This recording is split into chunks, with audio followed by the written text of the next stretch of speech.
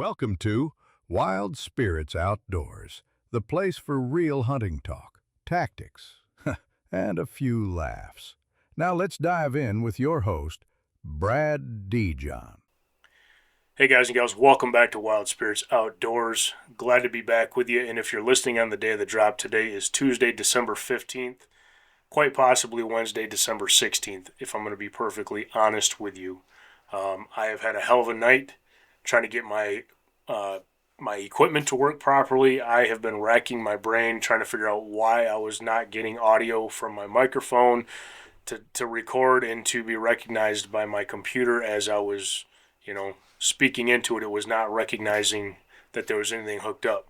I'm running all these diagnostics and I'm like, what is going on? My computer's saying that it recognizes the mic, there's no issues. My soundboard's saying it does, but my recording software is like, nah, there ain't nothing here, man. Well, I feel stupid, but I'm going to tell you guys anyway. There is a button on my soundboard that if you click it, it will mute the microphone through the USB port. So it'll still show up on the soundboard. You'll be able to see your lights so you know that you're talking, and it'll let you know if you're clipping or whatnot. But as far as allowing that audio to go through into the software, it deep sixes that. And I must have pushed that button when I was picking up the soundboard. And I've literally spent, I don't even know what time it is right now. It's 8:10 p.m. I've spent the past 3 hours now trying to figure that out. And I actually figured it out by accident because I was just pushing random buttons on the soundboard, getting ready to throw it out the door, and I hit one, and all of a sudden I saw my meter on my computer start flickering. I was like, oh, shit. So anyway, guys, I'm glad to be back with you. I missed you guys last week. I don't want to make it sound like it was all that bad. I did have to travel for work last week. However, I did get to spend the week in Cancun, Mexico. So, had a fantastic time down there. It's always great to go to our annual national sales meeting for the company that I work for. We usually do it in Cancun. We've done it in Florida, but it's always a nice time. I get to talk to a lot of the people that I see there weekly, but being able to actually see them face to face, have some good conversations, have a couple drinks with them is always fun. Not to mention, and it might sound cheesy, but the workshops, the presentations that we got to do all went really, really well, and I think there was a lot of good to be taken out of it from a lot of people. And yours truly got to give the first presentation, so I got that out of the way quick. A lot of people don't like to go first. Personally, I kind of like it. Expectations are low when you're the first one to go because everybody's worrying, is the audio going to work?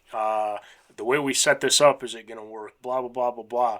I just get to go rip through my presentation, do my side of the workshop, and then we're on to the next guy. So I did have a good time. I enjoyed myself. Yes, my presentation went very, very well. But anyway, I'm happy to be back.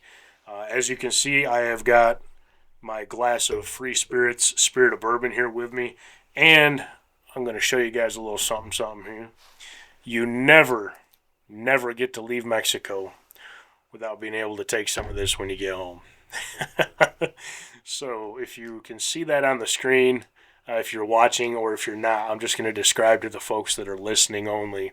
I've got a 33.8 fluid ounce bottle of Pedialyte here because I don't know what I ate, but come Thursday afternoon, it wasn't happy with me, and I'm catching the back end of it now. Things are smoothing out, but I'm definitely dehydrated, and it has been an eventful past 4 or 5 days. So anyway, like I said, glad to be back, guys.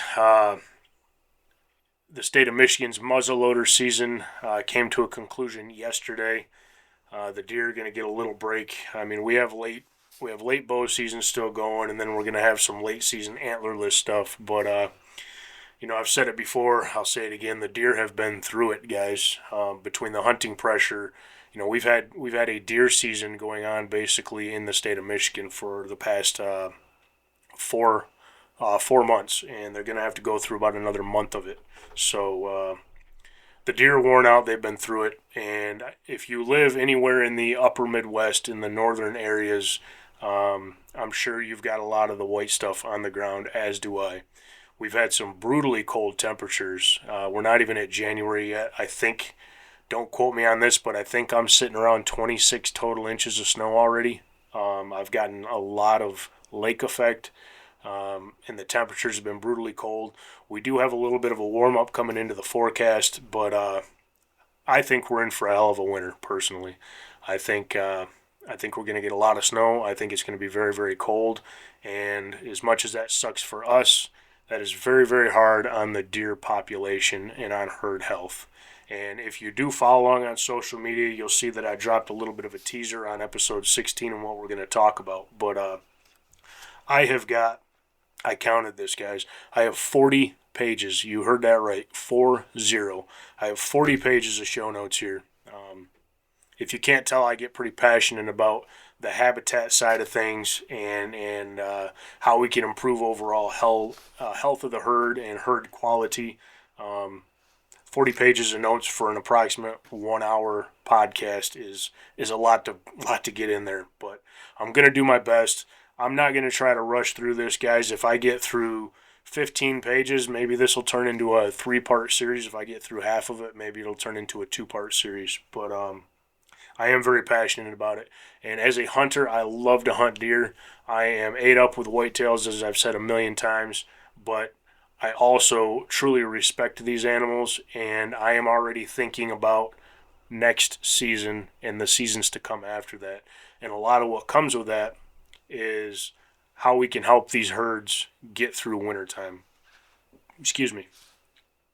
Now, if you're a public land only hunter, a lot of this stuff you're going to be like, man, I wish I could, but I can't type of thing, right?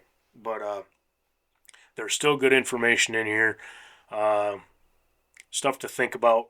And there is a little bit of a section in here specifically about public land hunting. And, you know, if you're in a state like Michigan where we have this very late into the year extended antlerless firearm season, there might be something in here for you as well. Don't really have anything to go over as far as any updates, guys. The merchandise is coming. It's been a grind. I'm starting to worry I'm not going to have anything even prepared before Christmas because I have some additional work travel coming. But I'm working on it, and you know, I guess it's hopefully it'll be worth the wait. Let me just put it that way. Got some people that are wanting to get on the podcast. Things are starting to settle down. I was hoping to get somebody in studio prior to Christmas. That's going to be a tall order because we've got really one more weekend before the Christmas weekend, right? Yeah, so I don't think we'll get anybody in before Christmas. But once we flip this calendar over to the new year, things are definitely going to slow down for everybody, really, for the next couple of months, you know, January, February, and into March. So I am hopeful that we're going to start 26 off and we'll be able to line up a good handful of these guests, get them in studio, and talk about some things. So, yeah, let's kind of dive into this, guys. Let me take a quick drink. Cheers to those that are listening. And cheers to those that are watching the podcast as well. So if you do follow along on social media, I kind of titled this episode, After the Rut, After the Pressure, How Midwest and Northern Whitetails Survive Winter. We're going to get right into kind of just into the nuts and bolts of it. So by this time of year, you know, mid-December, most people are done hunting. Most people either have their tags filled or they have, they've just decided that the tags are going in the bowl and getting marinated for some tag soup. People who got their meat in the freezer, they got their bucks to the taxidermist, they've got their skulls to the European mounts, whatever they want to do with them, and people are starting to kind of wind down. You can even see it on social media, you know, that big peak that we hit during the rut with deer hunting also equates to a lot of activity and a lot of talk on social media about big bucks and about deer hunting in general. I'm already seeing social media kind of moving on from that, especially in the northern climates here. Michigan, we just had I don't know exactly the dates, but I know it started up. I don't know how long it runs for, but we just had our elk season, and you know, a lot of people are talking about ice fishing. And don't get me wrong, I'm going to be talking about some ice fishing here real soon because I think by next weekend we're going to have plenty of hard water to get on and fish. But that's all good for us, right? We can move on to the next thing. The deer that survived not only the hunting pressure of early season, archery season, gun season, the rut. The rut takes a tremendous toll on these deer. Gun season, muzzleloader season, all that hunting pressure plus the rut. The deer that survive that haven't even started the hardest part of the year for them, and that is when we're going to have a cold, frigid, long winter. That is very, very hard on these deer. So let's step back and try to look at this through a deer's eyes, if we can. What have they already been through? What we just said, they've been through months of pressure, the physical toll that the rut plays on them. The routines have been broken up. They have expended a tremendous amount of calories already. Their feeding has been interrupted because of either hunting pressure or because crops have been harvested or because of snowpack on top of food plots. So not even going into January, and a lot of the deer in the northern climates are already starting in a not good place for them to get through the winter. And like I said, I think we're in for a snowy, cold, windy, long winter. This episode, we're not talking about killing deer. We're not talking about the strategies that go into killing deer. We're talking about understanding what it takes a deer to survive a harsh winter. If you really think about it, for deer, whitetails, I want to say more towards bucks, but that's not even true because it's bucks and does. The effects that winter will have on them don't start in December and January. It starts late second week, early third week of October is when that really starts. Really, if we just, to make the math simple, if we say starting on October 15th and going till basically December 10th, if we take that section, or December 15th, let's just say December 15th because it'll make the math easier, for 8 straight weeks, starting that middle of October, these deer have gone from the healthiest they're going to be all year in late summer, early fall. They're going to have the highest fat reserves at that point in time. The bucks are going to be at their peak physical capacity. The does are going to have the highest fat reserves on them. These deer are at their peak the beginning of October. Now fast forward only, 2.5 months later, and these deer are already, they have depleted the fat reserves, and they are working really hard at trying to find enough calories to simply survive. We're going to talk about what happens after the rut. We're going to talk about how this winter effect is going to play on these deer. And I'm going to be looking down at my notes a lot, so please bear with me. If you're watching the podcast, I will be looking down quite a bit. And if there's any awkward pauses, it's because I lost my place and I'm trying to find where I'm at. So I apologize for that as well. But some of the key talking points are going to be, as humans, every season we kind of get to reset, right? So we come out of winter, we're like, oh man, that was a hell of a winter. I'm glad spring's here. I get to hit the reset button and start over. Then summer comes and we're hitting the reset button again and we're enjoying being out and enjoying the sun and the fun, blah, blah, blah. And then after summer, fall hits and we reset again and we're amped up for hunting season. There's no reset for the deer. They don't live that kind of life. That's not how they're designed. That's not how they were created.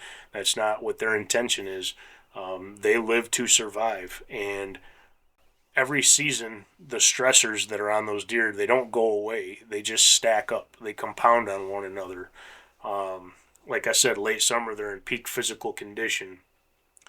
The bucks, after the velvet sheds, that major surge of mineral demand that they had, developing that antler, starts to go down. The testosterone surges. But by middle of October, bucks are spending more energy than they're taking in. So they're running a calorie deficit. For those of you out there that are into exercise and weightlifting and all that good stuff, that's a good way to think about it.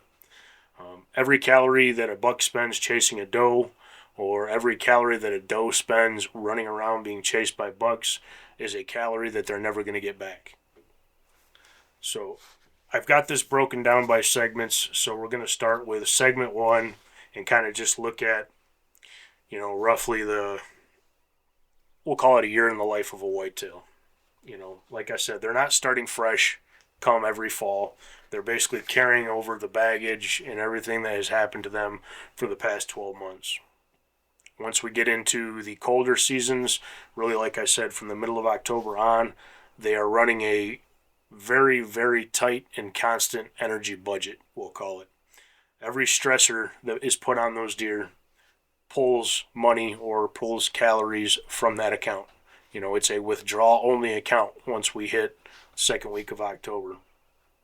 Things that can have a major impact on the deer because of that is the winter weather, poor browse, predation pressure, not only from animals but also from humans, human intrusion, even from people that aren't hunting, but just the pressure that humans can put on the deer, disease, injury, infection. This stuff all compounds on the deer as we go through it. Once a buck hits really December 15th, he's already quite worn down. In the northern climates, depending on how harsh the winter is, how deep the snow is, how short of growing seasons there are for the agriculture, the shifts in agriculture, the sudden removal of food from ag fields, and then as the hunting pressure ramps up, it's hard and it's fast and it's quite sudden on the deer. Now, if we look at this and we contrast all that stacked up stress with where the deer peak, like we said, they're peaking really late summer, early fall is when they're hitting that peak physical condition. So let's really say September is when a whitetail is at its peak physical healthiness and its peak physical condition. They're going to be at their maximum their maximum body weight at that point in time. They're going to have their highest fat reserves at that point in time. During that time of the year, there is abundant high protein forage all over, whether it's food plots, whether it's ag, in places where baiting is legal if you're putting out good quality baiting, woody browse, forbs, greenbrier. There's so much out there for the deer to eat. The bucks are packing on muscle mass, the does are packing on fat reserves, and they're all doing it for two reasons. One is so that they have the energy to expend during the breeding phase, and then second is so that they have as much reserved as possible going into winter. When you think about it, and we think about that, that lazy summer pattern of whitetails, they kind of look lazy that time of year, but really, when we look at them in late summer, that is the healthiest that deer is going to be all year long. When we think about habitat, summer versus winter, in the summertime, quality habitat really helps to set the ceiling for antler growth, body mass, and to help with winter survival odds. And right when the deer get to that physical peak, as best as they're going to be all year, the rut hits and everything changes, and for a deer it kind of goes downhill from there. So the shift from summer to fall, it's not really a gradual slope, it's kind of a cliff when it comes to the health of the deer. If we think about it, day length changes, which creates hormonal changes. We've talked about that before. The rut is really, the peak of the rut is compounded and formed upon daylight. The velvet has shed, the testosterone has spiked. In whitetails, when the testosterone spikes, really in any animalia, when the testosterone is spiking very high, appetite drops. You're not as hungry. You have more aggression. The want to move, or the feeling of needing to move around more, increases, and that's the same for whitetails. When we think about antlers, I mean, we all love antlers, right? The deer, that's not just dead weight they're carrying around, and it's not something that just forms out of nothing. There's a tremendous amount of mineral investment that goes into, from what those deer eat, goes into producing those antlers. and it's for a couple of things. Obviously, it's for fighting. It's for, we've all seen a really nice buck walk out into a field with a bunch of dinks out there. They see that, they get a little bit of antler envy. Let's just be honest about that. You know, as we're hitting that breeding phase, the bucks are shifting from being feeding focused and quite lazy in their movement to straight up dominance, exertion, territorial scraping, and they're 100% breeding focused. As soon as that velvet comes off, bucks are ready, willing, able, and actively looking for something to breed. Now, if we take in some of the stuff we get, particularly here in the Midwest and in the northern states, early in the season, we can get some pretty significant heat, right? It doesn't just, October doesn't hit and the temperatures don't just drop to, a high of 60. We're still getting 70, 80, mid 80 degree days in that early part of season. So you take that into consideration with the opening of hunting season and the pressure that creates a stressor on the deer. And essentially, before they even really get going in the chase, bucks start burning a fair amount of energy just trying to evade pressure and deal with the temperatures. By the time the middle of October hits, the math, the forage, the food, the calorie surplus that is out there for them turns over and things start working against them. Really by the middle of October, but I personally think it's more into that beginning of November, last week of October, beginning of November. From that point on until probably April, May, deer are expending more calories, and bucks in particular are spending more energy and calories than they're taking in.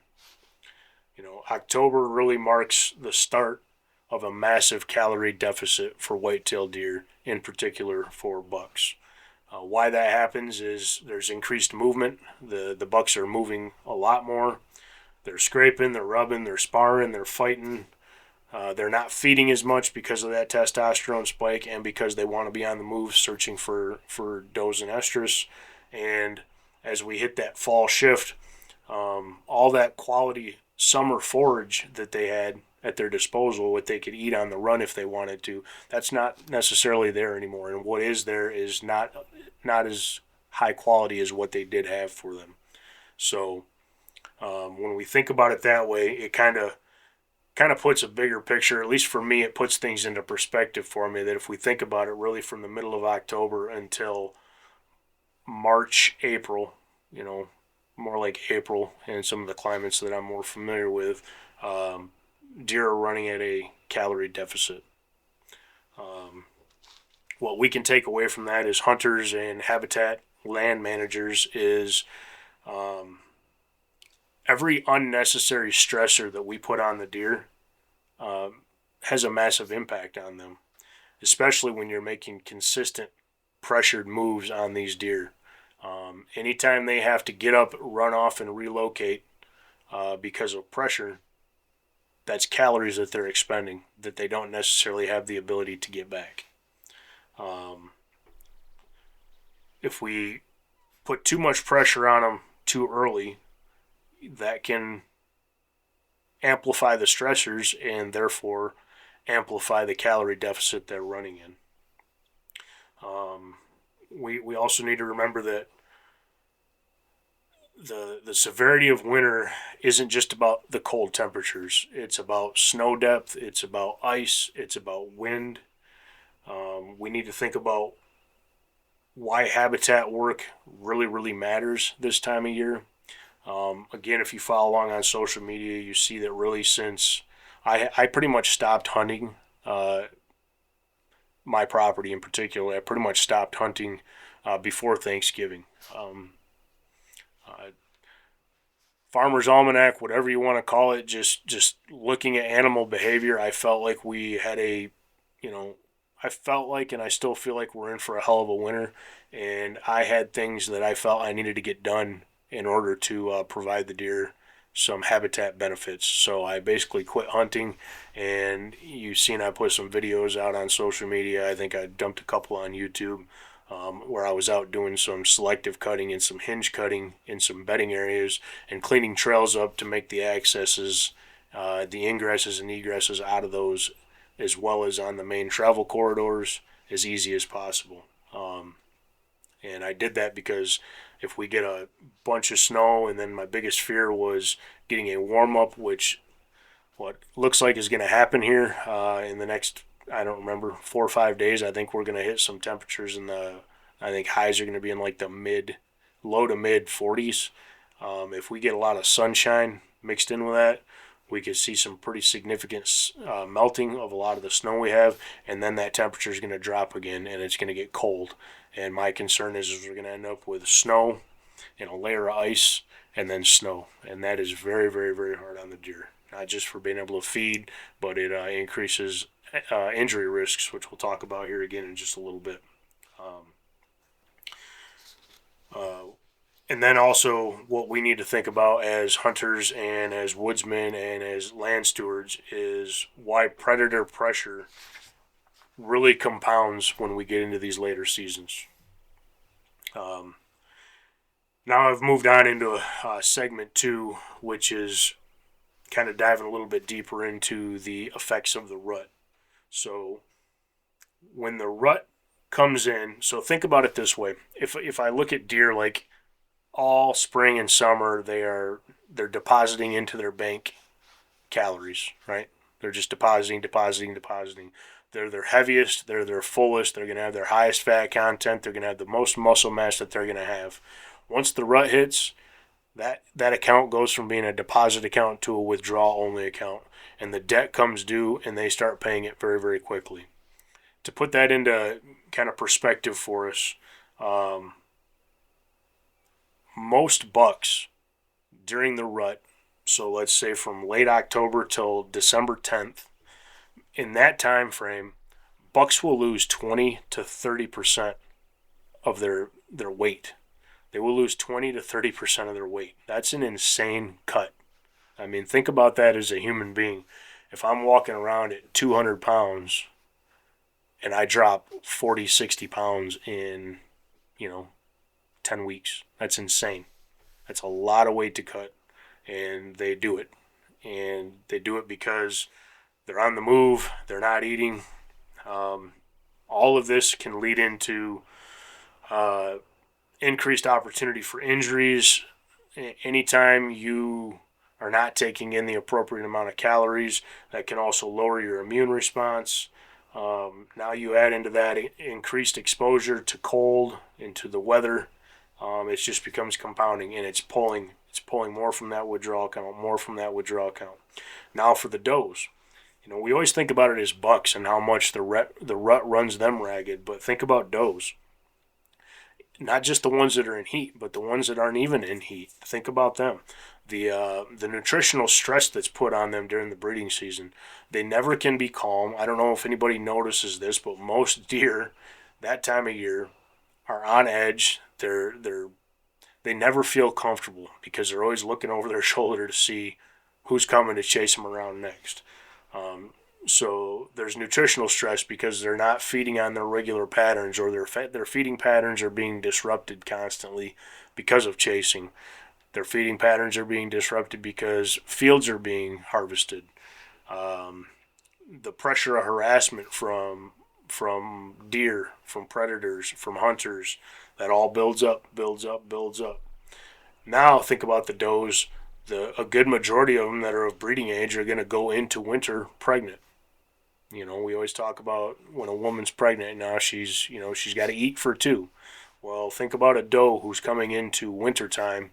She's pregnant with twins, and the food that was available to her just 2 months ago, it's not there anymore. Now, for the does and bucks, especially in the northern Midwestern climates, 80% of their food is going to come from woody browse, and it's going to come from woody browse within their bedding areas. especially as that snow stacks up. They're not going to want to move. They're going to need to be able to bed in places that offer them good thermal protection and offers them plenty to forage around and eat on, because they're going to eat 80% of their diet just in woody browse. Oops, I might have missed something there. Nope, we're good. So again, like I said, bucks are losing 20 to 30% of their weight. That's that's just crazy, but most of that loss happens, like I said, in just a matter of a few weeks. The swollen neck that we see in early November, that's already just burning. It's just burning calories. Think about climate-wise, deer up in the northern climates, they're already starting with a much lower margin for error, if you will, than southern deer, just because of the harsh effects of the winters up here versus southern climate deer. Again, we talked about it. There's reduced feeding, but there's a nuance to that. The bucks don't stop eating. They don't just not eat for the entire rut. They stop eating enough during the entire rut. They're no longer eating enough to carry that calorie surplus. They're munching a little bit as they go. They're focused more on getting water when they need to, more than anything else. They're feeding very quickly. They're feeding inefficiently, and they're feeding poorly most of the time during the rut. There's consequences to that besides just not eating enough food. It can lead to an incomplete rumen function or digestion function for them. We all know that deer basically chew their cud. When you're on the move constantly, you're not doing that. Because they're not eating enough quality nutrition, they're not absorbing near enough nutrients. And instead of muscle metabolism, they start going into muscle, I can't ever say the word, catabolism, basically. So essentially, their muscles are cannibalizing themselves. They're going to eat their fat reserves, and then it's going to start breaking down muscle. Where this ties into the injury side of things, there's a lot of different sources of injuries that bucks can get this time of year. Primarily, it's going to come from damaged pedicles. Not so much busted antler tips, but the pedicles being damaged during fights. Broken tines can equate to puncture wounds. These bucks are hard on it, are hard on one another, and they can end up with punctures in their necks, in their sides, in their heads. Lots of cuts, lots of scratches. This guy's a living testimony to it. He was a fighter. His eye was all swelled shut when I harvested him. He had gouge marks in his side from antlers. He'd been at it. He'd been at war. And then there's overextension injuries, just like humans. Deer can pull a muscle. They can hyperextend a leg. They can tweak their shoulders. They can tweak their neck. And why that matters more now as we're coming into winter is they have not had a time, more or less, to recover from that. If I pull my back or my neck or something, I can throw the heating pad on it and just, I can veg out for a few days and get that worked out. And deer don't have that luxury, so they're going to carry those injuries. They can be lingering injuries, and as we get into the colder, more snow-filled times of the year, it can just be more and more detrimental. Poor nutrition is going to slow down the healing of injuries like that. Open wounds, especially without proper nutrition, is a massive infection risk for the deer. Some of the things we observe during the rut can be limping bucks. I've seen bucks kind of walking with their heads tilted like they, pulled a neck muscle. And then the obvious signs that we see oftentimes after we've harvested one is finding abscesses in their necks and in their body from punctures or from being shot and injured. A lot of stuff right there. So injuries that a buck receives during the rut, whether it's from other deer, just from an injured leg from overexertion or from being shot. Um, it's a massive impact on their survival.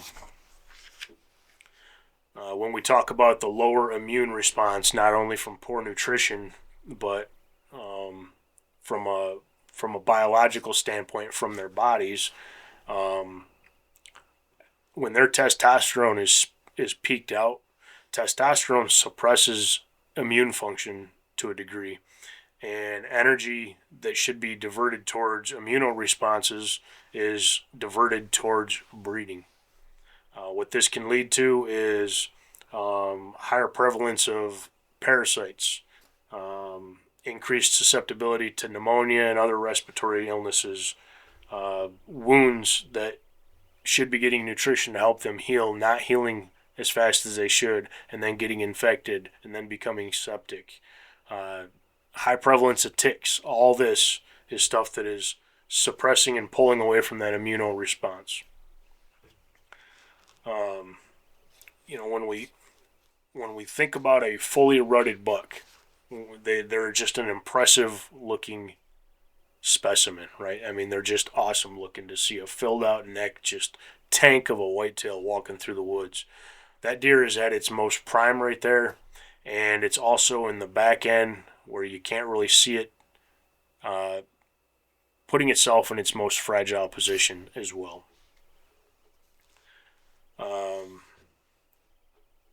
The increase to exposure in cold weather, wind, all that stuff. Again, the stuff that can have a major impact on that is the increased movement, the decreased bedding during the rut. Poor bedding choices are made. They don't bed in their preferred bedding areas because they're too busy chasing does.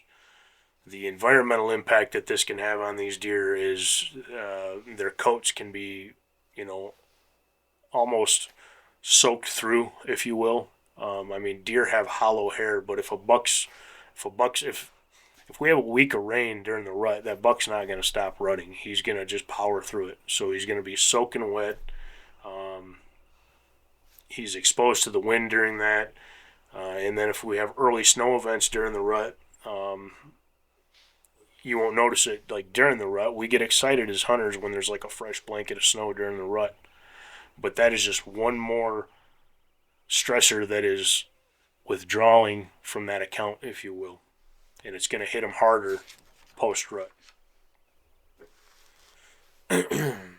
Does are quietly bleeding energy. We don't really think about it. We don't talk enough about the does. They don't get much of the glory, but they carry a massive amount of the burden. And the does, you don't need to have a ton of bucks to repopulate a deer population. One buck can breed several does throughout the course of the rut. But those does are what's carrying our future herd. Once they become impregnated, they're carrying that future herd, and their health through winter is going to have a massive impact on the fawn health. So we have to think about these things. I don't have to go into it. I wrote it down, but essentially the same things that affect buck feeding, during the rut is what our does are affected by. The does aren't necessarily moving because they are off seeking something, obviously. They just are constantly being harassed, so those feeding patterns are being broke up. Does are burning calories whether they want to or not, just because they're being chased to be bred. So some of the harassment that they deal with can cause the behavioral stresses of it can cause, they're constantly under pursuit. Their feeding is interrupted. Their bedding cycles are being disrupted. The consequences that can come from that, while subtle but telling, is the does are moving at a much more increased pace during the rut because of that equates to a higher energy burn. They also are stuck with a reduced rumination or digestion time. And again, this harassment that they feel because of the chase and because of the rutting activity does not just affect the ones that are in heat. It affects the entire doe population. It affects the fawns. It affects the yearlings. It affects every deer, regardless of whether it's in estrus or not. When we get the disrupted feeding patterns, that can shorten feeding windows. Deer can be feeding in less optimal areas, and there can be a lot more nocturnal shifting going on. We only get to see a small sampling of what the rut is during daylight hours, but it's a marathon, and it's really going 24 hours a day. So, again, all the deer are still eating, but none of them are eating enough, and they're not eating comfortably, and that takes away from their digestive abilities to properly digest their food to get that nutrient absorption. The does that are entering winter already pregnant, the critical reality of it is, whether we think about it or not, is most does, I shouldn't say most, but a good majority of does are going to exit the rut and enter into winter underweight. They're going to be stressed out, and they're pregnant. They're growing fawns for next year. So we're seeing that biological debt being withdrawn more. It's being pulled. So the gestation period for a fawn overlaps the harshest months of the year. But that's by design because they have a much better survival rate in the gestation process than they do being newly born, going into winter. For us, we celebrate the rut. I do. Most people do. It's an awesome time of year if you're a whitetail fanatic. It's just a fun time to be in the woods. I anticipate it. I'm excited for it, and I celebrate when the rut is here. For the deer, the rut is more or less a survival gamble. They're going hard, and not everybody's going to cash out at the end of it. So, it's for me, it's interesting to try to step back and look at it from this perspective. I hope this is kind of resonating with you guys. My goal is to try to help us all think about what we're doing during the hunting season, the stressors and pressures that's putting on the whitetail herd, and then going into winter, what that means for the deer, and then I feel we have a responsibility as stewards to do so we can help support these animals make it through a harsh winter. I wish Michigan would get rid of the baiting ban. Again, I don't hunt over bait, but I'm a huge proponent of supplemental feeding. There's a lot of states out there that don't allow baiting during season, but they do allow supplemental feeding, and I think that's a great thing too, because as we get into a really harsh winter, it would be nice to be able to go buy a couple round bales of hay and just roll them out in a food plot, or be able to put out some high protein, high calorie food support for them. I don't think we should be going out and feeding deer a bag of freaking carrots or apples this time of year. They need stuff that's actually nutritious for them. So supplemental feeding, if you live in an area where it is allowed, I encourage you to do it. And if you can't do it because you're not allowed to do it in the state that you live in, then that's when you really need to look at what can you do to get more browse at ground level for the deer. And that can start, like I said, I started doing hinge cutting and stuff back right at Thanksgiving because I anticipated some of this coming, and I tried to get a lot of browse down to the ground. But that can also be done, throughout the course of the year for the next 2, 3, 4 years through selective clear cuts and regen and all that good stuff. Kind of lost my spot here, so it's a good time for me to take a drink real quick.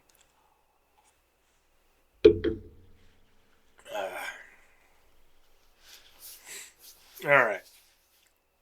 When we think of pressure, whether it's hunting pressure or just human pressure in general,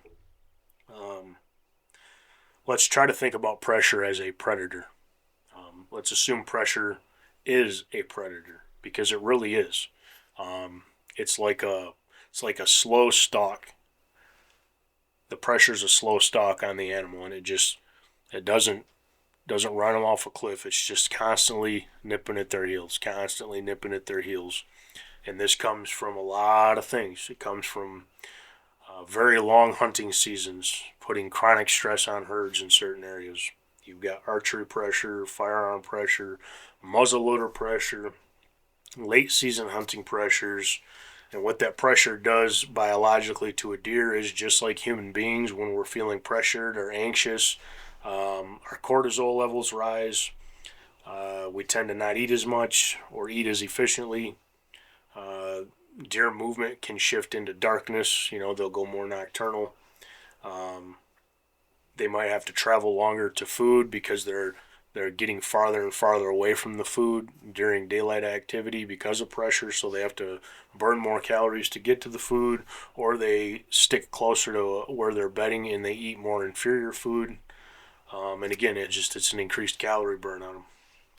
So pressure doesn't have to have teeth to kill. I mean, that's my little phrase I coined right here. Pressure doesn't have to have teeth to be like a predator, but it hunts deer just the same as a predator does. Winter is where, like I said, the bills collected in that deposit account becomes a withdrawal account. Um, Deer don't get killed. Healthy deer don't get killed in winter. Winter exposes weak herds and it collects a debt, oftentimes through winter kill. Um, when it comes to wintertime, cold is rarely, going to be the primary killer of the animals. I mean, if we get into a significant cold snap where we're talking just brutally cold temperatures for a very, very long period, that's one thing. But um, it's a combination of things in the winter that really has that detrimental effect on the herd. Um, it's the energy deficit, it's the stress, and it's the time with the cold temps and the wind that can be really brutal on the deer.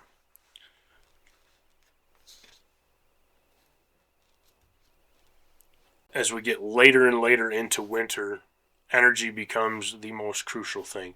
Deer are not building fat reserves, they're not storing fat, they're at a calorie deficit all winter long. They cannot take in enough calories to actually build fat. So they're hopefully have enough fat reserves to slow down that process, but they're still running at a deficit throughout the wintertime. Um, like I said earlier, come the winter season, the deer are already, they're running in the red. They're not in the black. That surplus is gone. It's all being withdrawn. There's no more additional deposits being made. They're just withdrawing, withdrawing, withdrawing. Um, the deer that are the healthiest going into winter with the highest fat reserves um, are going to have the easiest time through that winter period. But just like with human beings, the first thing that goes is the fat. You burn a tremendous amount of fat. Once there's no fat to burn, muscle starts to break down. Once the muscle breaks down, there is no thermal regulation fails at that point. There's nothing there to help keep the body warm at all. So the only thing that's going to keep the body warm is fuel, and fuel is food. Um, Body heat is the presence of fuel. If you don't have fuel, how am I trying to word this? Like, cold is not a thing. Cold is the absence of heat. So you have got to keep fueling and fueling in order to keep enough heat going just to keep things working. And once we get later and later into the wintertime, deer are eating enough essentially just to maintain body temperature. Yeah, I wrote it right here. Deer don't freeze to death, they run out of fuel. Well, let's see. Cold weather multiplies energy demands. Um, what the cold does to deer is just like what it does to us. It increases metabolic rate. It requires more calories just to maintain body temperature. Um, the depth of snow is going to have a massive impact, even more so probably than temperature does. Obviously, the deeper the snow is, the harder the movement is, and the less access there is to food. And it creates a much more efficient circumstance for predators. Um, if you think about it this way, because it's not just the cold, if we have a mild winter, let's say our average mean temperature here in the state of Michigan all winter long is 28 degrees.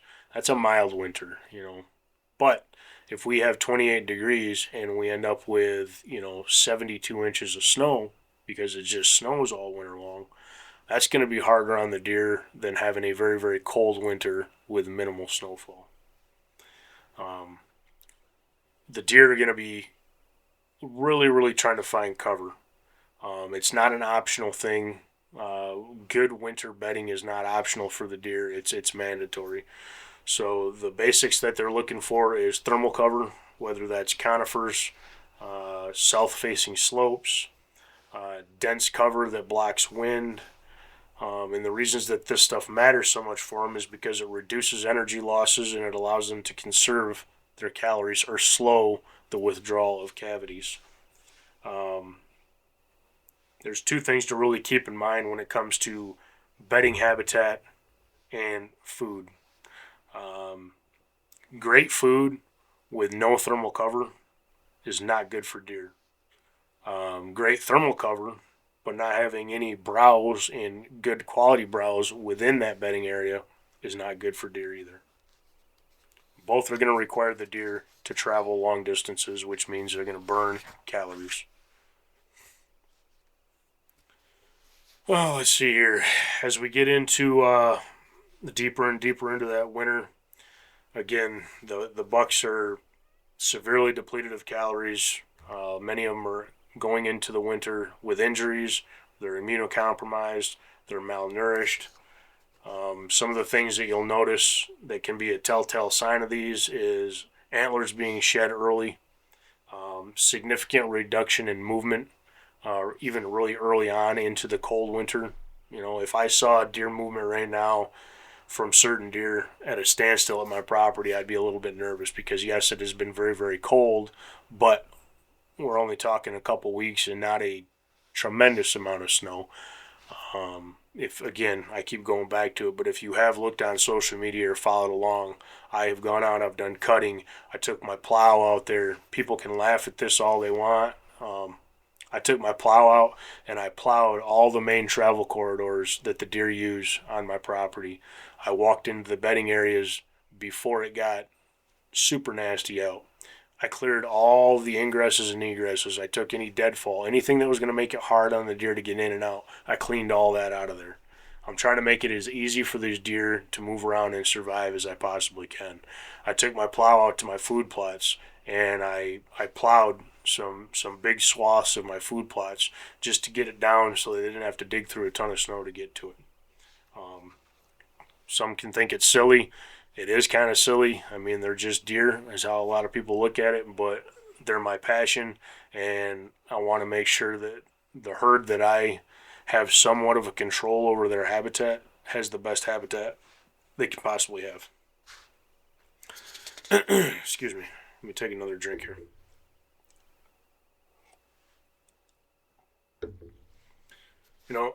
If a deer makes it through a really harsh winter, especially a breeding age doe or a breeding buck that has been at it, if they make it through winter, they earned it. It's a massive undertaking for them going into winter with that much weight loss and being that malnourished just to survive the winter. We talked about it already, but the does carry our future hunting opportunities with them, and they do it throughout the worst months of the year. The biological burden that puts on the does is obviously they're pregnant. Their nutrient demands is increasing every single day, and they have limited options of what they can eat.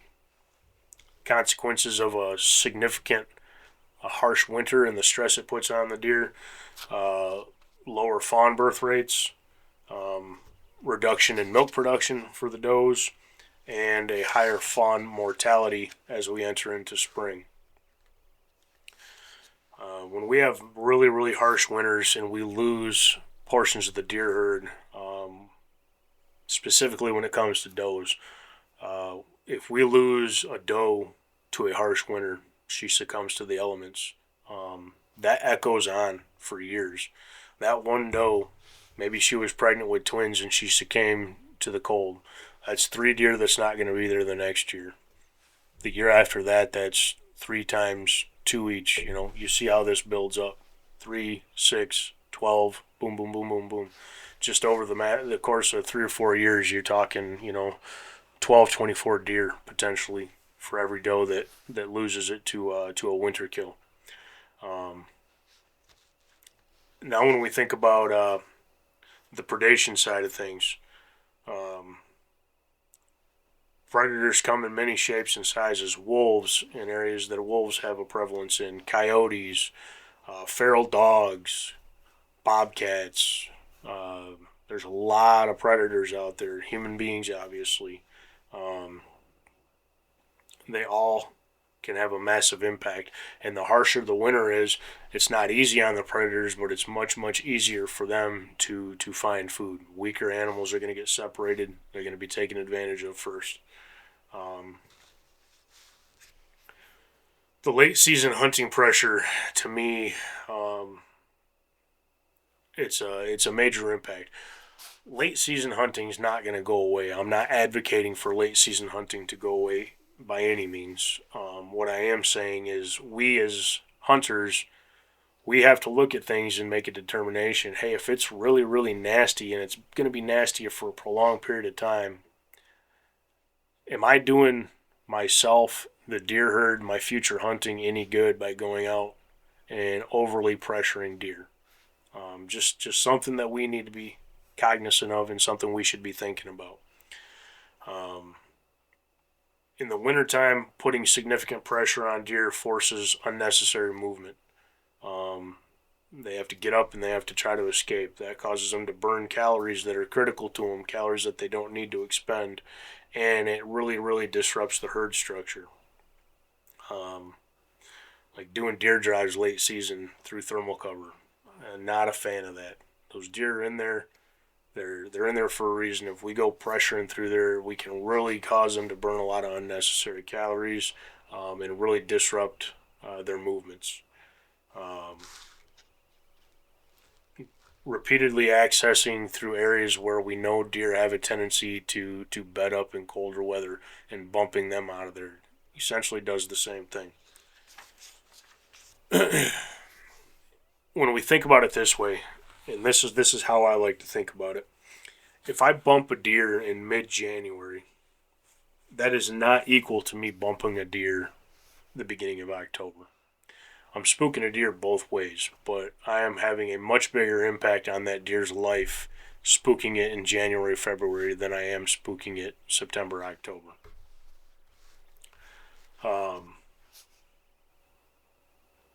When we think about it, winter and weather and climate, they don't ask us how big, or they don't ask deer how big their racks were. They don't care how big their racks were. They just want to pull energy. That's all winter's doing. It's pulling energy away from them. That's all it cares about.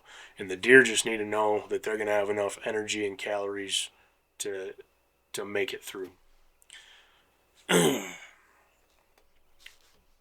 Doing habitat work before the massive influx of snow hits in the wintertime can be very, very positive for your deer herd in the areas where you're hunting. And what you will see is the stuff you do now is obviously going to have a benefit this winter, but it's going to benefit you as a hunter 2, 3, 4 years down the road. Survival for deer is not seasonal. They don't make it through one season, hit the reset button, make it through the next. It's cumulative, right? That's all they're doing with their life is trying not to die. And all those stressors build up and build up and build up on top of them. That stuff never goes away to reset, if you will. So the 3 pillars, sorry, my head itches. The 3 pillars of survival for whitetail deer is calories, thermal cover, and energy efficiency. Fat reserves on deer, just like us, they're finite. They have a limit to them. When they don't have adequate food, that accelerates the depletion of calories. Snow depth has a tremendous impact on calorie depletion. Thermal cover is important because for the deer, obviously the cold has a factor to it, but wind is going to be a bigger factor than even the cold is. So conifers, cedars, hemlocks, thick regenerative growth, that's all going to create not only thermal cover but a wind blocker for them. In the wintertime, deer bedding prioritizes thermal protection more than it does, being hidden. Oftentimes they come together because thick cover, thick cover typically protects the deer, but they're not necessarily thinking where can I go hide to not be seen. They're trying to find the best thermal protection that they can find. And then economy of movement for the deer. Obviously, we know that bed to feed really starts to shrink down as we get into the winter months. So the loops or the trails or the tracks that they're making between bedding and feeding are tightening up. Oftentimes this time of year, deer are going to stick to the same trails over and over and over again versus cutting new trails because obviously it's going to be much, much easier for them to walk. You'll oftentimes find them bedding in the same beds repeatedly. As they make that bed, snow melts.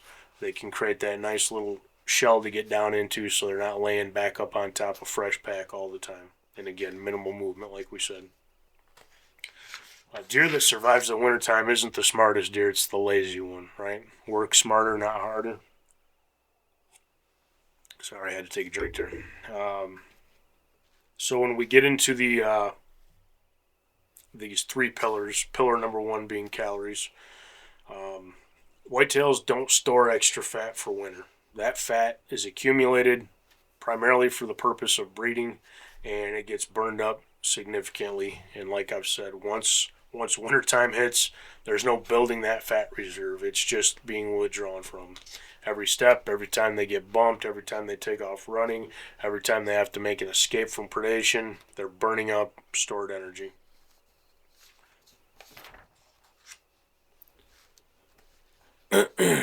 Let's see here. Already talked about that stuff. I don't need to get back into it. We can talk a little bit more on snow depth, and this is fairly obvious, but snow depth is like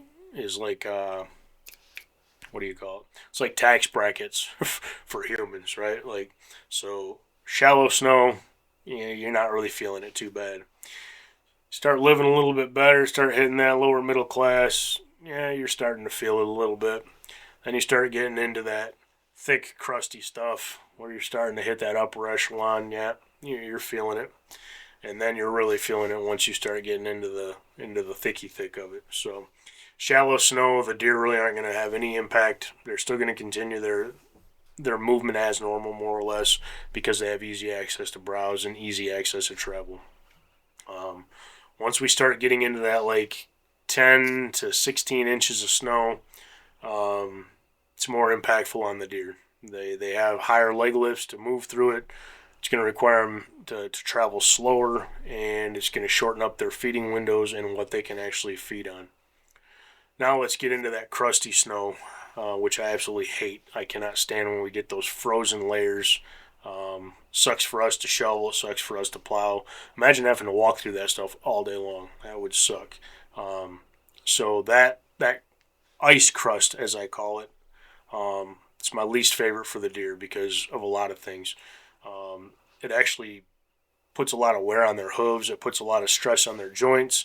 There's increased injury risk for them, and virtually anything under that crust that is good food for them until that crust is gone is not really available for them. The second pillar being thermal cover.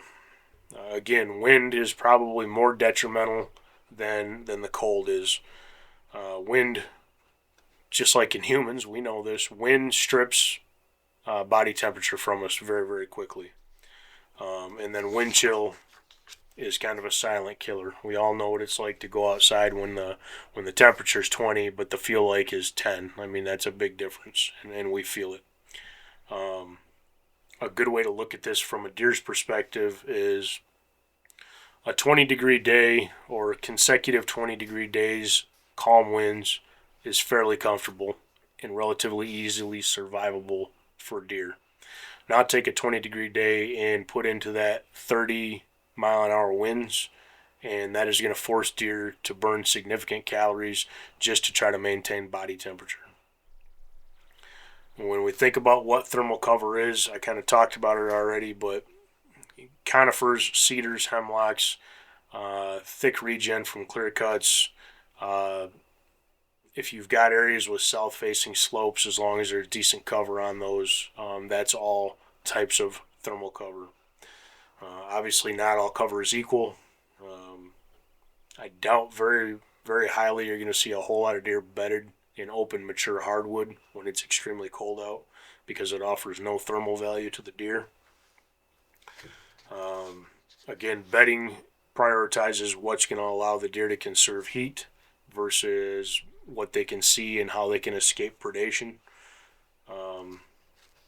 They want to find places that can block the wind, can capture sunlight, and areas where that heat can actually be retained. And if you go back to, I think it was last episode when I was talking about thermal cover, good thermal cover can create a 10-15 degree temperature change from outside that thermal cover to inside of it. That's why thermal cover is really, really preferred by deer, and that's why it's a great bedding source to have on your properties.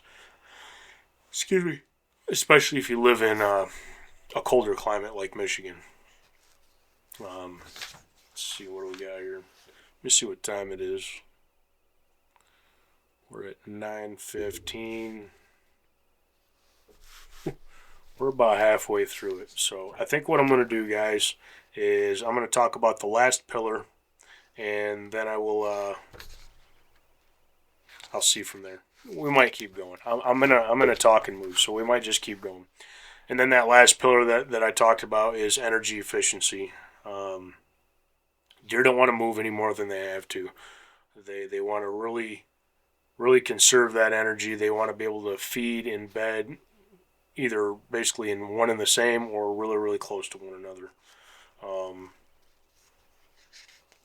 Again, when the snow really starts to fall, the amount of deer trails with a massive amount of deer movement on them is going to shrink significantly, because they're going to want to use primary trails that they're all using versus taking whatever way they want to.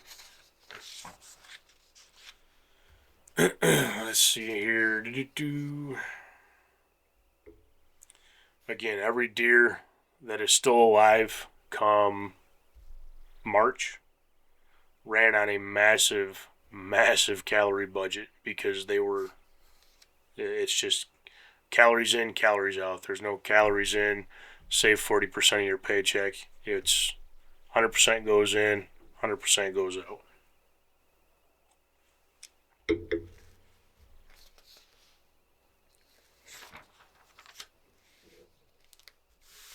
Let me take a look here. Man, I got a lot of notes. I can't believe I did so many notes. It's crazy. But I geek out on this stuff. And this might be boring for you guys, and if it is, I apologize. But I just get into talking about this stuff. All this stuff that I'm talking about, these aren't my opinions, guys. This isn't how I feel about these things. It's biological. It's biological fact. And for me, it forces me to reframe and rethink or think differently about how to pressure deer, what time of year to pressure deer, and what that pressure can do. I already talked about the snow. I already talked about the wind and all that good stuff. But if we just think about it specifically from a deer perspective, whether it's because of exposure or because of predation, here's kind of the list of how the deer are going to die and which ones are going to die first. Fawns are going to be the first to go. Then it's going to be your older, mature bucks that are worn out from the rut or potentially injured. After that, it's going to be just deer in general that are injured. And then after that, it's going to be deer that are living in really poor habitat. That's essentially the order in which how deer will die in the winter. I'm not saying due to winter. I'm saying in the winter. Exposure alone doesn't mean you're going to lose a bunch of deer. If we have a really shitty cold winter, it doesn't mean a bunch of deer are going to die off. It just, any deer that are weak or already suffering injury or immunocompromised have a high likelihood they're not going to make the winter, especially a harsh winter. Now, when you pack onto that predation, that just takes it another level up. So this isn't a doom and gloom like if we have a harsh winter, all our deer is going to die type of thing. This is just really thinking about what winter does to the deer herd, specifically from a hunter's perspective after we're done hunting, and how that can impact the coming years for me as a hunter.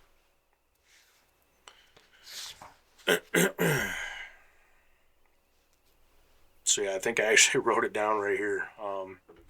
Winter kill is not one event. Like if we have one massive snowstorm or we have 1 week of really cold weather, blah blah blah blah blah. It's not like deer are just gonna all drop dead because of that.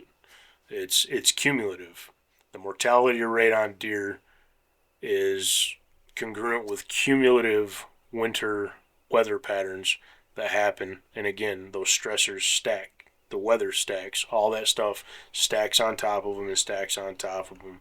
The depletion from the rut, displacement from pressure, cold exposure, reduced food intake, all this is stacking up and stacking up and stacking up.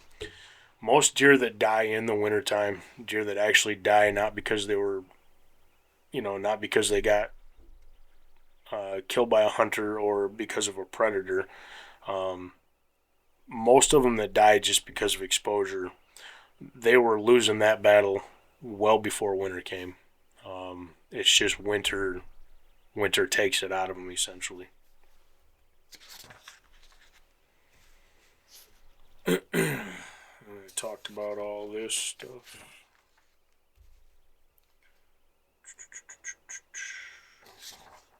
Yeah, some of the stuff I put in a kind of a bad order here, but when I was talking about who's going to die first, so the fawns, why are they going to die first? Well, there's several reasons, but one, they don't have any fat reserves on them. They have very poor or less efficient digestion than a mature deer does. They have lower dominance at food sources, so they can get run off of food by alpha does, so on and so forth. And if the snow gets extremely deep, they're going to be the first ones to fall behind. Older bucks, obviously they're entering the winter worn out from the rut. They have injuries, they have compromised immune systems, and they oftentimes will bed down in cover. And if it's that bad of a winter and they are that immunocompromised, they might just bed down and die right there. Deer that are injured or pressured, obviously, they're gonna get displaced from the best habitat. They are gonna fall behind when it comes to significant weather events that deal with snow accumulation, and they're ripe for the picking from predation. And then deer that have very poor habitat, if they cannot escape that poor habitat to find good habitat and they're left with what they have very poor browse availability, they have very poor thermal cover, and in those areas there can become over competition for both cover and food. Winter doesn't just kill deer evenly across the board. It's going to be selective. It's going to pick the weakest of the herd. I'm not really going to talk about yarding behavior. I mean, it's finding winter cover. The one thing I will say about yarding behavior is it's for predators, it's great. All the deer kind of go into one area. It's much easier for them to hunt them. The trails oftentimes get packed down in the yarding areas, which makes it easier for predators to get on them. And in places like the Upper Peninsula, where those deer yard up, there can be a massive influx of predator sign like wolves.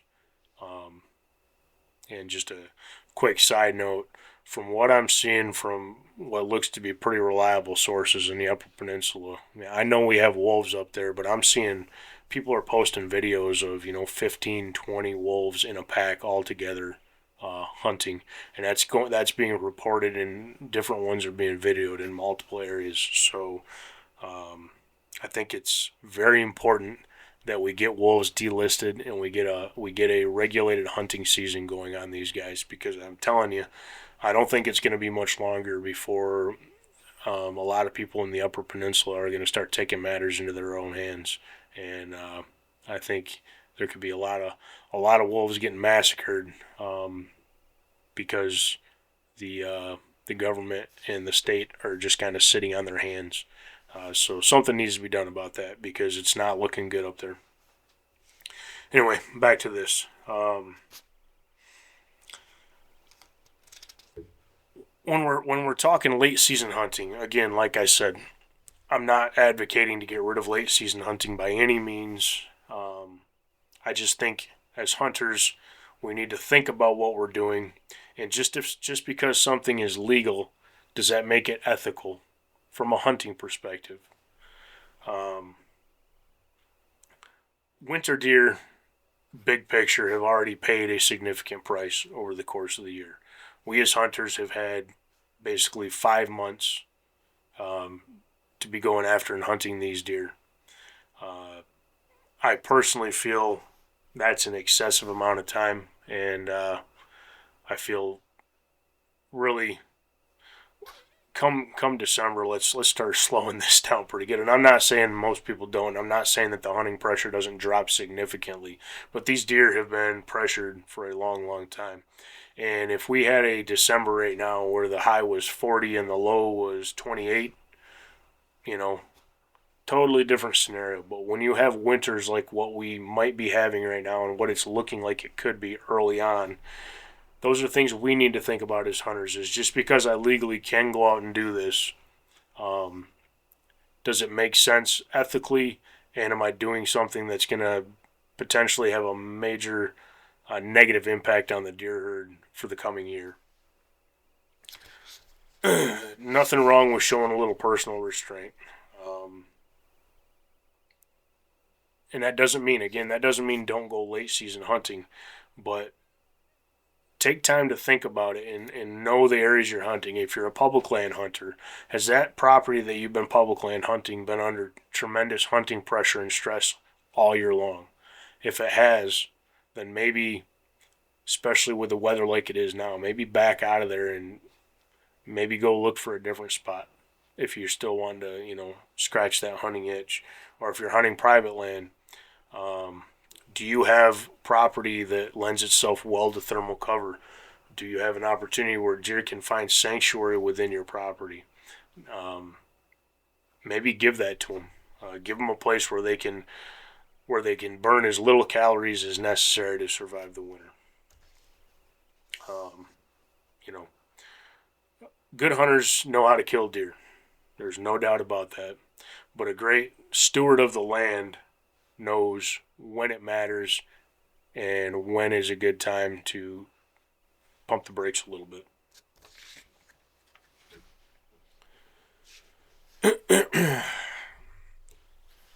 Let's see here. I already talked about this. I kind of wrote my notes a little weird. I've got stuff written that I've already talked about a little bit and stuff that I should have kind of kept congruent with other parts of the conversation that I kind of bounced around here. But yeah, I already talked about most of that stuff. Here we go. Obviously, we have antlerless harvests for a reason, and a lot of the late season stuff is antlerless only. And we do have antlerless harvest for, good reasons. Population balance of the herd, habitat protection, disease management, so on and so forth. The reality of late season, most of the breeding age does are pregnant. If you remove that breeding age doe that is pregnant, that is a future fawn or 2 or 3. That doe's genetic contribution is being taken out, and that impact is amplified in the coming year. Also, when we're having significant harsh winter weather like we are now, bucks can be dropping early. People need to be very careful when they're taking antlerless deer that they're not.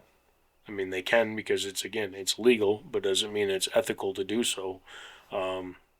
Shooting a shed buck during antlerless season with the intention of shooting a doe is going to have an impact as well. Antlerless harvests is all part of managing the deer herd. But the timing of when we do it really can determine the impact that antlerless harvest is going to have. Harvesting a doe in early season in September or October is different than harvesting a doe come January, February, or December, January.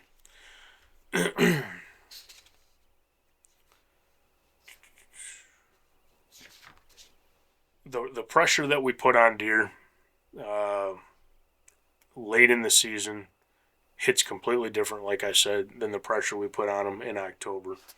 The deer are constrained in their movement just because of the weather, because of the snow. If we start displacing them, it can decrease their survival odds, and repeated pressure over and over again just compounds the stressors on those deer. This time of year, you don't have to kill a deer to kill a deer, if that makes sense. You don't have to go out and shoot one. But if you're constantly putting them under stress, they're constantly feeling pressure, they're constantly on the move, they're burning calories that they're not going to get back. And the only thing that they're going to be able to do is get enough calories to maintain body heat. Again, they're not putting any surplus calories away in this kind of weather. When we think about, again, just because something's legal doesn't make it right? Regulations are broad tools that states implement. They're designed based on averages. They're not designed for specific winters. They're not designed for specific temperatures. They're not designed for specific weather events, if you will. And they're not designed for individual properties. Restraint's a personal choice that we as hunters have to make. Choosing not to hunt certain areas, choosing not to hunt certain conditions, choosing to let deer settle, prioritizing herd health for the coming year over opportunity right now, all things we have to take in mind and keep into consideration. True stewardship of the whitetail herd begins where regulations end. Again, regulations are a very broad tool, but just because something's allowed to be done doesn't mean that necessarily it's the right thing to do. I hear a lot of people say, well, it's legal, so what business of it is of mine? And they're right to an extent. Like, if it's legal, I don't have a right to tell anybody else what they can and can't do, and that's not what I'm trying to do here. But if tomorrow, for example, they decided to get rid of archery season and make it gun season from October 1st till January 1st, do I think that because it's legal, it's the right thing to do? Absolutely not. A lot of people will do it. A lot of people would put their bows down and pick a gun up. I'm not that guy. That's kind of what I'm saying with this, and that's a big, that's a very broad stroking description, I guess, if you will. But just something to think about. Just because something's legal, just because it's legal to go out and do a late season doe hunt, if we've got 36 inches of snow on the ground and it's been sub 20 degrees for the past 3 weeks, maybe it's not the right thing to do, is go out and put pressure on those deer, if that makes sense. On the public land side of things, it's tough for public land hunters and it's tough for public land deer. There's higher pressure. There's oftentimes limited protection as far as refuge on public land, and there's a cumulative impact not only from hunting pressure, but hikers, bird watchers, dog hunters, small game hunters, all that stuff can create a cumulative impact on the deer population.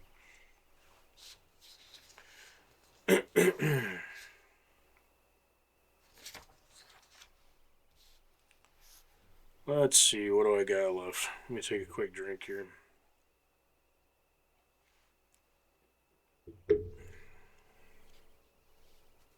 On the habitat side of things, what's going to help deer through the winter, obviously, is the thermal cover that we talked about. It's having good winter browse, its edge density, and reduced disturbances.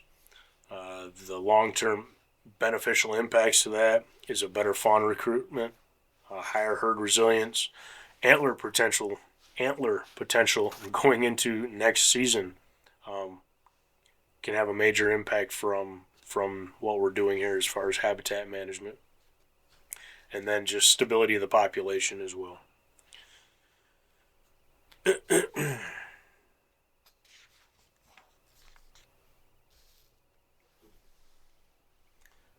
In the fall time, we as hunters, can you guys hear the train? In the fall time, we as hunters, we have a predator mindset. We are predators out there hunting.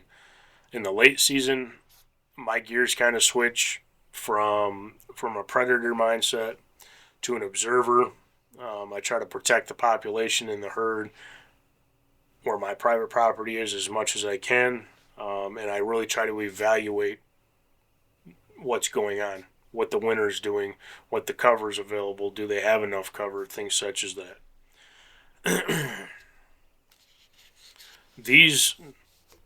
Looking at things like this and how we can help deer, not just by planting and by cutting and all that, but by observing and maybe not putting the pressure on, this can matter more than a harvest does, because the decisions we make now on, am I going to go on a deer drive and push that thermal cover,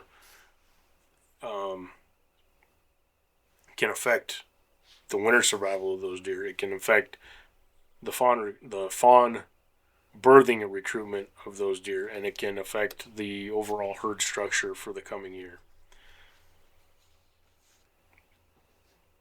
For the deer, I wrote it like this. I said, winter's not a pause. It's just another part of the year. Every calorie that they can save matters. Every disturbance that they endure every time they get spooked has a consequence. What actually helps the deer right now, as we're approaching, going into this long portion of winter, is if you have good thermal cover, staying out of it. If you have areas where you can put down more cover or put down more browse, doing that. Minimizing human intrusion. Now, obviously, if you're going to go out and you're going to do a bunch of cutting, that's massive human intrusion. So I wouldn't recommend going out when it's, when it's been 2 straight weeks of, sub 20 weather. I wouldn't say go out and start cutting and push those deer out of there. But if we get like I did going into the season right around Thanksgiving, kind of feeling like this was coming, and I tried to get as much stuff down on the ground as possible, that's beneficial. If you live in an area where you're in a state where you can supplemental feed, great thing to be able to go out there and do. Good habitat for the deer helps cushion the blow that winter can deliver to them. The thermal cover reduces the amount of calories they got to expend to maintain body temperature. Diversity of browse is just going to allow for more nutrients to be taken in, and security from pressure reduces stress level on the deer. Private land, we have the advantage because we have the ability we can stay out of areas and we can patrol, through posting our properties and keeping people off our properties, to rest areas and create sanctuaries, and we can think long term for the deer herd that resides within our property.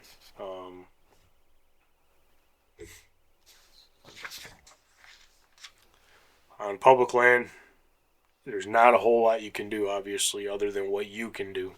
And that's each individual making the decision to, potentially do that thing, which is, back off, pump the brakes a little bit, and give the deer a little bit of a break. The pressure can be quite constant on public land. There's a lot of rabbit hunters. Rabbits happen to like to dive bomb and run around in some of the best deer cover. So, the deer are going to be feeling that pressure as well.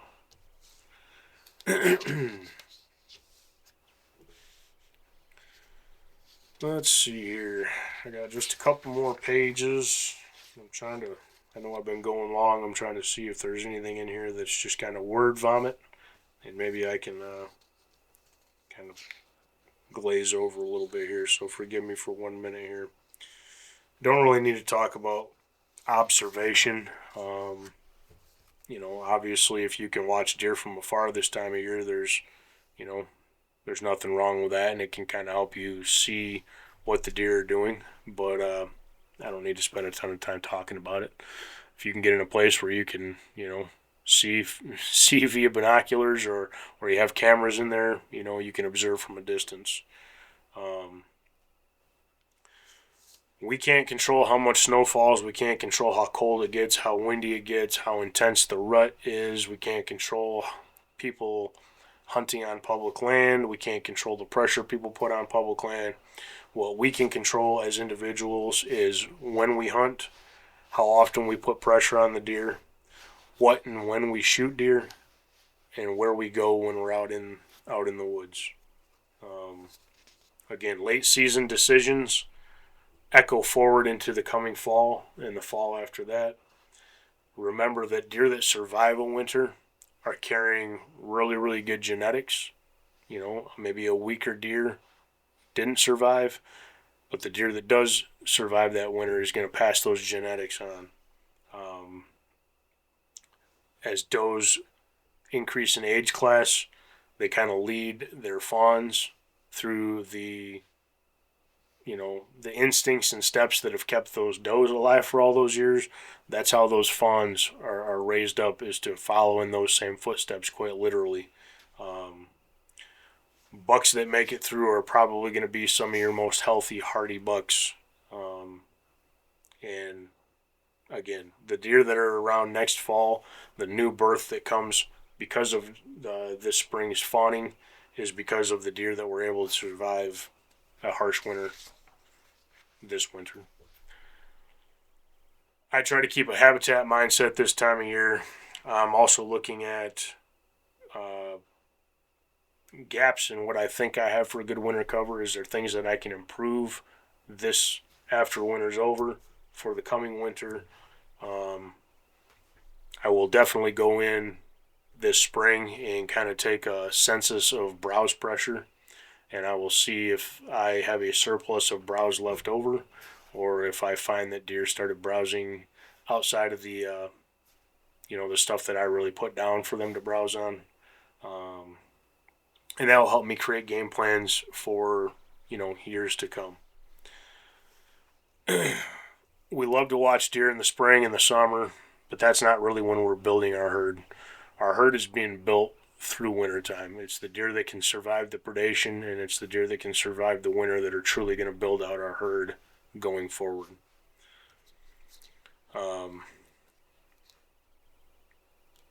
If you want to look at this from a purely stewardship point of view, and how do you want to be remembered as a hunter, I guess, or as a woodsman, or as a steward? I try to be efficient with my hunting. I try to be respectful of the animals. Obviously, I want to be successful, but as much as I love having antlers on the wall, I'm not trying to build my hunting legacy, if you will, on the inches of antlers I have on the wall. It's on the decisions I made to try to steward the land and what I can do to improve the hunting and improve the whitetail habitat for the following years to come. And hopefully that goes and is passed on to another generation of hunters as well. It's just like anything else in life. If all you do is consume, eventually there's stuff, you run out of stuff to consume. So the whole purpose of this episode is to think about what can we do to kind of put back into the deer that give us so much joy to hunt in the first place. Winter doesn't care about our tags. It doesn't care about our tradition. The deer don't care about any of that. They only care about their survival. And every deer that makes it through a really, really harsh winter is it's a tough animal, because it's got to survive predation, it's got to survive hunting season, and it's got to survive the weather. What we can do to help them do that, in my opinion, matters quite a bit. So if you love to deer hunt, I feel like we owe it as hunters to the animals to not only understand them from a biological level, but understand what they have to endure, not just when we're pulling the trigger or releasing an arrow, but the time of year when the woods are typically their quietest, and that is in the winter time. Having that understanding of the deer, the biology of them, and what they have to endure in order to survive will help create a more stewarded hunter, if you will. So I hope you guys enjoyed it. I know I went pretty long. I don't know what time it is now. It's 8:45. I enjoyed this one. I know I rambled a lot. That was a lot of notes to get through. Again, I'm passionate about this stuff, so that's a lot of notes. Listen to this. Yeah, I got a book right here. I could write up a little short book right there called After the Rut. But yeah, I hope you guys enjoyed. I hope there was some nuggets of information in there for you guys. Episode 17 should be coming out at its regularly scheduled time. I've got a little bit of work travel this week, but nothing too crazy. Hopeful that this little bit of a warm-up we're going to get doesn't create that crusty ice, but we'll see what happens. Ice fishing's coming soon. Don't be surprised if we break away from the whitetails here in a little bit and start talking about a little bit of hard water fishing. So thanks again for tuning in, guys. Truly appreciate your support. Thanks for the love. Thanks for the comments. Thanks for the following on social media as well. This has been an awesome ride. Can't wait to keep it coming to you guys. Until next time, this is Wild Spirits Outdoors. Take care. Thanks for tuning in to Wild Spirits Outdoors. We appreciate you joining us on this journey. Don't forget to like, follow, and share wherever you get your podcasts. It helps us grow the tribe and keep on chasing the wild. Stay connected with us on Facebook and Instagram at Wild Spirits Outdoors, and also on YouTube at Wild Spirits Pod. You can also head over to www.wildspiritsoutdoors.com for more content. Until next time, chase the wild, feel the spirit.